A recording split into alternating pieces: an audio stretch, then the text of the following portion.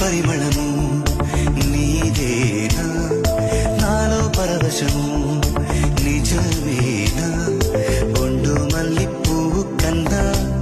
తేలికగు నీ సోపు రెండు కళ్ళు మూసుకున్నా లాగు మరి నీ వైపు సొగసును